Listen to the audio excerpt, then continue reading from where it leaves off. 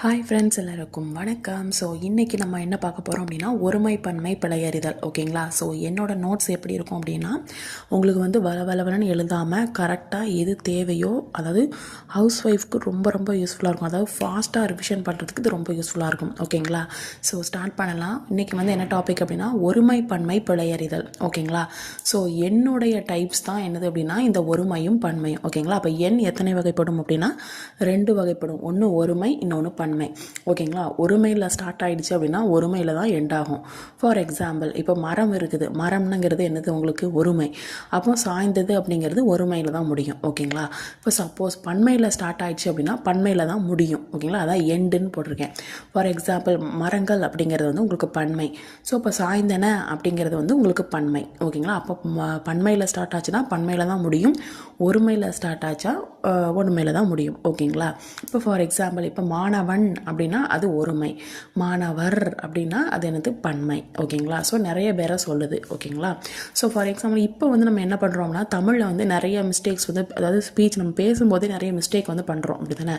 So என்னென்னா, இப்போ உயர்திணை பன்மை பெயர்கள் இருக்குது. ஓகேங்களா? இப்போ வந்து மனிதர்கள் அப்படிங்கிறது வந்து ஒரு உயர்திணை.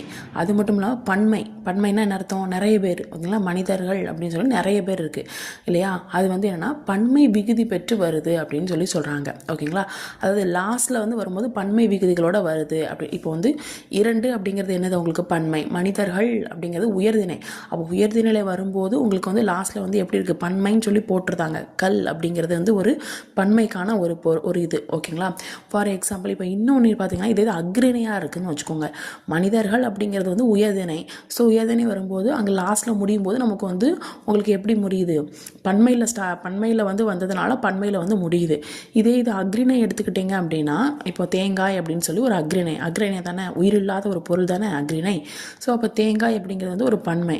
ஸோ அப்போ தேங்காய்கள், இப்போ கடைக்கு போகிறீங்க, கடைக்கு போயிட்டு 10 தேங்காய்கள் தாங்க அப்படின்னு சொல்லுவீங்களா? இல்லை 10 தேங்காய் தாங்க அப்படின்னு சொல்லுவீங்களா? இல்லை 3 தேங்காய்கள் தாங்க அப்படின்னு சொல்லுவீங்களா? இல்லை 3 தேங்காய் தாங்கன்னு சொல்லுவீங்களா?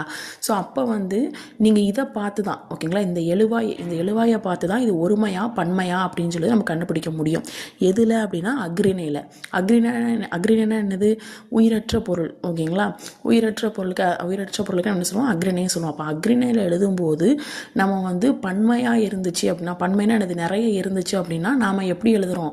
அதை வந்து இங்கே எழுதும்போது தேங்காய் அப்படின்னு சொல்லி நம்ம சிங்கிளாக தான் நம்ம எழுதுகிறோம் அப்படின்னு சொல்கிறாங்க. இப்போ நம்ம வந்து அப்படி தான் யூஸ் பண்ணிக்கிட்டு இருக்கோம் அப்படின்னு சொல்கிறாங்க. ஓகேங்களா? ஸோ நெக்ஸ்ட் வந்து பார்த்தீங்க அப்படின்னா, அதாவது ஒருமையா பன்மையா அப்படிங்கிறது இந்த எழுவாயை வச்சு தான் நம்மளால் கண்டுபிடிக்க முடியுது அப்படின்னு சொல்கிறாங்க. ஓகேங்களா? இப்போ வந்து நம்ம என்ன சொல்கிறோம்? ஒவ்வொரு வீடுகள்லேயும் நூலகம் இருக்குது.